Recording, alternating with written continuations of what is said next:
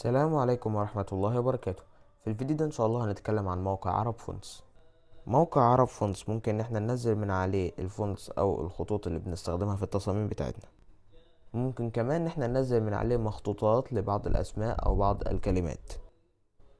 ممكن ان احنا نعرف الخط اللي في التصميم باستخدام موقع عرب فونتس. فلو جينا الاول حاجة وهي الخطوط، احنا هنشوف مثلا الخط الكوفي، فهيدينا امثلة. احنا هنا ممكن ان احنا ننزله ونستخدمه عندنا على الجهاز. لو جينا هنا على مخطوطات واسماء،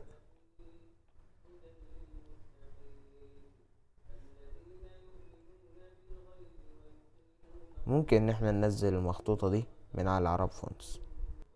لو رحنا الموقع فونت باج او اللي هو تبع عرب فونتس، بنروح له لما نضغط على البحث عن الخط بالصور، فهنرفع له هنا التصميم وهو هيعرف لنا الخط اسمه ايه.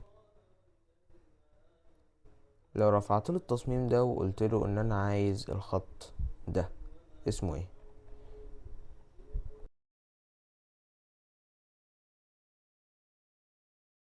واكتب النص اللي مكتوب.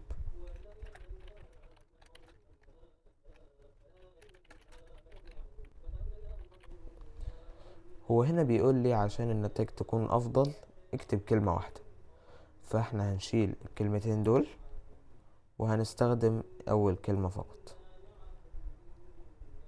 ونيجي هنا نعمل التالي. هو هيقول ان انا اختار اللون بتاع الكلام، فانا هختار اللون ده ونعمل التالي. فبيقول لي اختار لون الخلفية، فهعمل اللون ده واعمل اطلق الحشرة. وبس، دي نهاية حلقتنا النهاردة. ما تنسوش اللايك والشير والسبسكرايب عشان تعمل فايدة للجميع. سلام عليكم.